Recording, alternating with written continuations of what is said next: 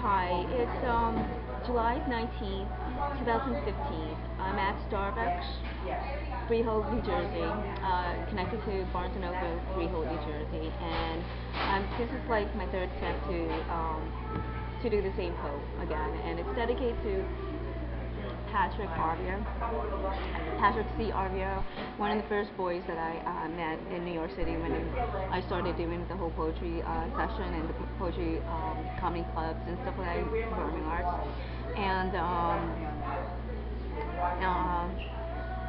actually, if he's out there, I want to make sure that he's all right, and because I think that he's part now. I think that he's part of the Kenny bloodline, or because actually I posted his picture and also his John F. Kennedy, the president's picture when he was younger, around his age, and they do similarly look alike. But the poem that I'm doing right now is dedicated to Patrick C. Arvia. I met him. He's also told me he was an actor and also right now an entrepreneur. So we have something in common, obviously, among other things. This poem that I'm dedicating to, it's during the time that I met him, and what do you call it?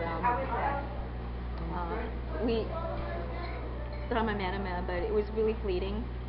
We went on like maybe 2 or 3 dates or something like that, but not really.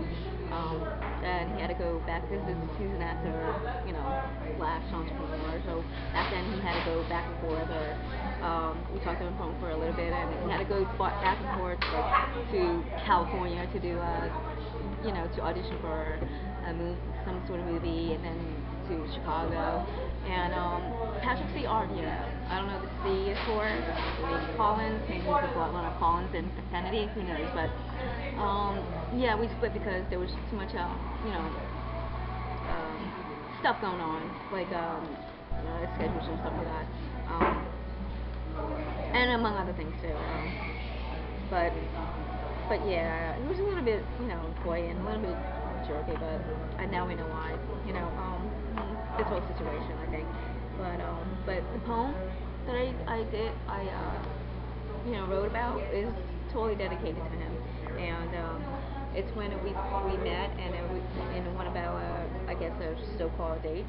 Okay, it was in a restaurant or something like that, a pub or a lounge restaurant, and we were talking about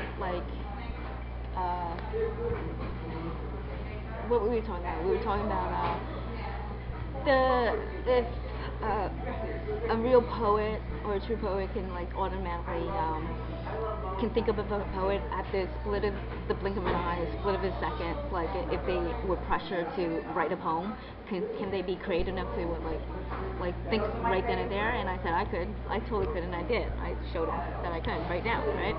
So in that pub or in that lounge or restaurant that we were in, I said that, and so what happened was he told me he goes to me, wait 1 second, I gotta go to the bathroom. Okay, so after he went to the bathroom, he came out and he goes, I got a poem. So that kind of made me laugh because maybe he totally wrote at the split of the second, blink of an eye, he totally wrote it in the bathroom. So I had to think. Anyway, so this is the time when this poem is dedicated to him, and this is the time when I met him. And it goes something like this: My Irish boy, so candid and so coy, he thinks and wonders of what this night might flounder. He trusts his instinct to question her distance. What will the night bring for two inquiries? A flaming quest of love and passion? A misguided heart that burns in fury, bows out to ponder and seek the muse of bleak and somber beauty. So in the end, there was some little miscommunication or misunderstanding during that time, I remember. So that's why when I said he bowed out, like we both bowed out to you know, to end our little escapade or date, which was pretty interesting because recently on the 4th of July, 2015, when I went to Times Square, I went and revisited some of you know, the places I wanted to visit because it reminded me of like friends that I took, like the restaurants and everything, and the dates and everything. And one of the restaurants that me and Patrick Garfield went to was right near Aoki. It was another Japanese restaurant. But then after our date and everything, for some reason, it just got connected and it got made into an Irish pub.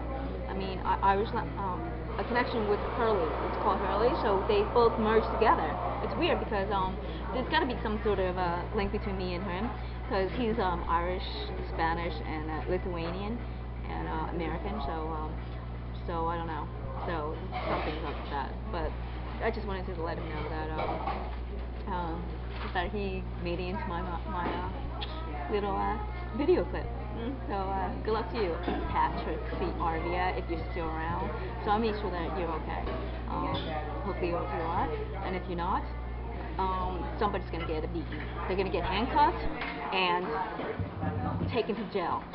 Or the authorities, like I said before, okay? Thank you. Bye-bye. Enjoy.